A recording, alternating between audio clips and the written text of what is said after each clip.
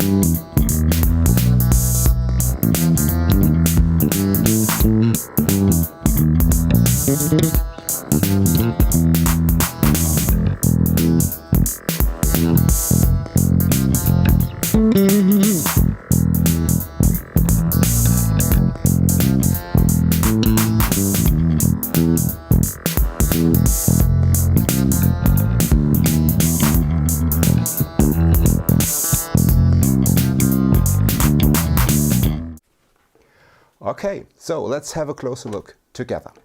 So this is the second generation of the Sire V7, and it changed a few things. Starting from the top, they added a different string tree, and they also changed the nut here to be made out of bone, and they changed, or they rolled off the fingerboard so that it is very, very comfortable to play that instrument. And that is a point where I was a bit, disappointed when I first got the bass and I hold it in my hand for the first time, because this job could have been done a bit, better, to tell you the truth. I will show you a few photos, and there you will see that not all of the frets are exactly, perfectly rolled off. So you have here and there a few edges, and I'm not used to that. I mean, I like to play affordable instruments because I think that the player makes a sound. Your fingers make the sound, right? And I love my Squire jazz bass, and one of my main basses is my Squire Classic Vibe 60s precision bass. And with that one, it has that rolled off feature as well. Not that much, to be honest, but the fret job there is just a bit better. I mean, the frets are completely even. You can set up the bass very easily, but it's just a bit, it could have been done better, tell you the truth. Yeah, so that is a new feature, and then the pickups have been changed slightly, and they are really a strong point of this bass, I have to tell you, because I really think the great sound you get out of this instrument is a combination of, okay, a good woodwork, no doubt about that, but the strong points are the pickups and the 18-volt preamp, which is just amazing. And yeah, to have so much headroom, you need just more than 9 volts. So this preamp has 18 volts, so you need 2 9-volt plug batteries in there. And that changed as well in comparison to the first generation, because there you had plastic caps, which were very easily detachable, just with a flick, of a small lever. You could open the battery compartment, and then you could gain access to the batteries. Here you have to unscrew 4 screws, 3 screws, right? 4 screws. That part itself is made out of wood, which is a nice touch, but yeah, just for convenience, I like the idea of the plastic battery compartments a bit better, especially because you screw the screws into the wood. So I could imagine that if you change the batteries, 20, 30 times, the wood gets a bit you know, loose, and the screws therefore get a bit loose. So yeah, we'll see. Other than that, another point is that the neck pocket is, yeah, it's not the best I've ever seen. I'll show you some pics again. Again, if I compare that to my Squire bases, they are super tight. I mean, this is totally, you know, you can't move it at all. It's rock solid. But there's, you know, just a small gap. You will see that in the pictures. Yeah, the preamp itself is master volume, passive master tone control. Then you have got the treble control. You have the the pickup selector, front, middle position both, and bridge pickup. Sorry about that. This is the treble control. This is the semi-parametric mids control. So the down part of the stack knob is for choosing the frequency, and the upper part is for boosting or cutting it. And then you have the bass control, and here obviously is the switch to turn the bass passive and active.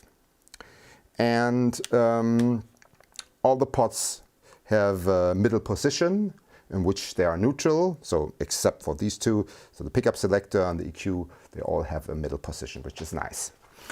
And the last point, which is nice, is the bridge. It's a bit high mass C. It's not exactly high mass as, you know, the Butters bridge, Butters 2 bridge is. I use on my 73 jazz bass, but it's really solid. It's really solid. And setting it up wasn't a problem at all. And you can also choose between two options to string the instrument. Either you can string it here through the bridge, or you can do the string through body thing, which should result in a bit more sustain and stuff. I'm not sure if that's true, but you know. These are still the original strings the bass came with. And these are the Dario gauge 45 to 100. And these are the nickel wounds, and they just feel and sound amazing on this instrument. Yeah, and so these were the weak points. But, you know, yeah, you could say other instruments like the Squires are a bit better in that regard. But man, I have to tell you, the feel of the instrument is really amazing. I mean, this is the standard V7. There is a vintage version where you have the 70s pickup spacing, and you have a lacquered, you know, high gloss neck. And here you have a matte finish, which just feels amazing. It just feels like the neck of a bass that costs, you know, 10 times as much, to tell you the truth. The feel is amazing. It's not as, you know, chunky as my 73 jazz bass neck is, but yeah, I feel right at home on this neck, and the feel is amazing. It really is. And the bass came with a top-notch setup. Really played amazingly well out of the box. I raised the strings just a bit because I like to dig in quite hard sometimes, especially when playing live. And with this, the setup I use right now, I have a bit of fret noise when I dig in really hard. But other than that, you know, yeah, it's really silent, and you can play it with a pick. You can slap it. You can play it here. You can play it here. It just feels amazing, and it is really so responsive. And even when you play it acoustically, you already recognize that the wood construction must be very healthy, because acoustically played, this bass already sounds amazing and very punchy. And yeah, I really like that. And I also really love the finish. It's Sherwood green with a deep sparkle effect in it, and it especially looks amazing in stage light.